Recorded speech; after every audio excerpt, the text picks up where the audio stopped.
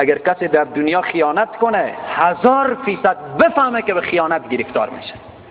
اگر کسی در دنیا صداقت کنه 1000% بفهمه که در دنیا برای از صداقت میشه. به ناموس کسی نگاه کردی، انتظار داشته باش که به ناموس تو نگاه میشه. انتظار داشته باش. به فرزند کسی دست درازی کردی، توبه کن، مگر نه به فرزند دست درازی میشه. میگه یکی از شخصیت ها دیگه، اگر به این داستان ها و به این بحث ها بپردازیم از اصل میمونیم، میگه یک کسی بود به عمر خود به طرف نامحرم نگاه نکرده بود، به عمر خود نامحرم ندیده بود. میگه یک روزی به بازار متوجه یک زن نامحرمی شد. میگه وقتی که ای به خانه آمد، زن ازی گفته که فلانی امروز چه کار کردی؟ امروز چه کار کردی؟ گفت هیچی. گفت نه خوب فکر کن امروز چه کار کردی؟ گفته چرا، علت چیه؟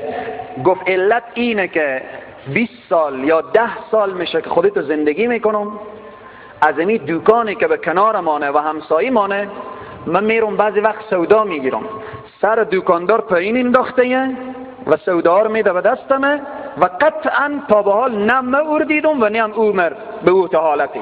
اگه من او دیده باشم ولی او مر تا به حال ندیده. ولی امروز سودار وقتی که به دستم داد، طرف من یک نگاه کرد و یک تبسمم کرد. امروز بگو که چه کار کردی؟ میگه او خور به سجده انداخت و گفت خدایا توبه کردم.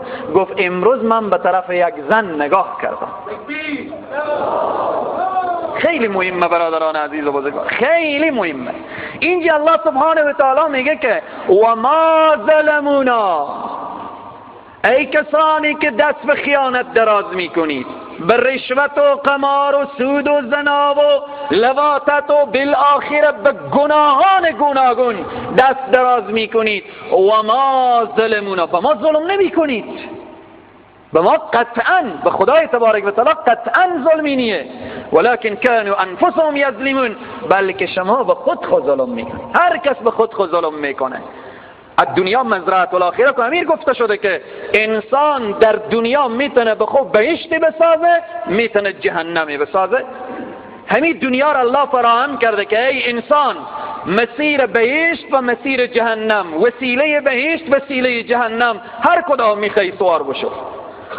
در دنیا دو تا موتور استاده، یک موتور انسان رو به جهنم میبره، یک موتور بالاخره به کجا؟ به بهشت. هر کدام می سوار شو، بلیت هر کدام میخوای بگیر، خود تو صاحب اختیاری. اما ای که به راه ظلم و ستم قدم بگذاری، با الله هیچ ظلمی نکردی، بلکه ولکن کانوا انفسهم یظلمون، بلکه برای خود ظلم کردی.